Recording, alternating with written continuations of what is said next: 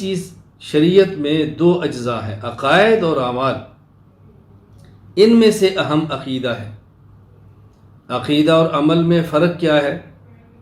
یہ بات ذہن نشین فرما لیں۔ عقیدہ اصل ہے، عمل فرع ہے۔ عقیدہ بنیاد ہے، عمل اس کے تابع ہے۔ اور جو اصل اور فرع میں فرق ہوتا ہے وہی عقیدہ اور عمل کے اندر فرق ہے۔ میں اس کی مثال لے کر بات سمجھاتا ہوں۔ عقیدہ کی مثال ایسے جیسے عادت، عمل کی مثال ایسے جیسے صفر۔ عقیدہ کی مثال جیسے عادت اور عمل کی مثال جیسے صفر۔ عدد بغیر صفر کے ہو تب بھی قیمت ہے، اور صفر بغیر عدد کے ہو کوئی قیمت نہیں ہے۔ ایک تب بھی قیمت، دو تب بھی قیمت، صرف ایک لکھیں ساتھ کوئی صفر نہ ہو تب بھی قیمت ہے۔ لیکن صفریں 1000 لکھ دیں اور ساتھ ایک نہ لکھے تو کوئی قیمت نہیں ہے۔ تو جس طرح عدد بغیر صفر کے قیمت والا ہوتا ہے، عقیدہ بغیر عمل کے بھی قیمت والا ہوتا ہے۔ اور جس طرح صفر بغیر عدد کے قیمت والی نہیں ہوتی، اسی طرح عمل بھی بغیر صحیح عقیدہ کے بلا قیمت ہوتا ہے۔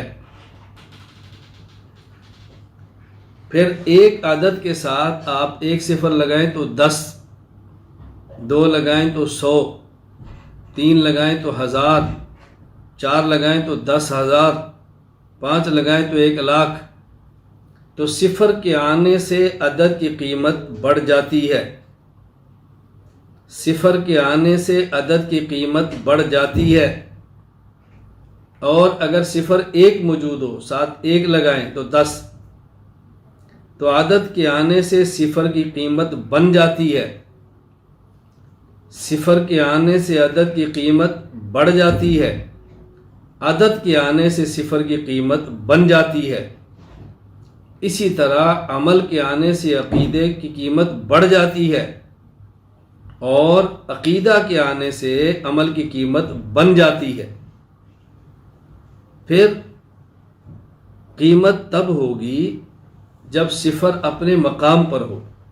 دیکھیں، آپ نے ایک لکھا ہے، ادھر لکھے صفر تو 10، آگے لکھے صفر تو 100، لیکن صفر دائیں جانب لکھنے کی بجائے بائیں جانب لکھے تو نہ عدد کی قیمت بڑھے گی، اور صفر کے دائیں جانب ایک لکھیں گے تو قیمت بنے گی نہیں۔ معلوم ہوا کہ صفر کی قیمت بھی تب بنتی ہے جب اپنے مقام پر ہو۔ اسی طرح عمل کی قیمت بھی تب بنتی ہے جب عمل اپنے مقام پر ہو۔ عمل اپنے مقام سے ہٹ جائے تو عمل کی کوئی قیمت نہیں۔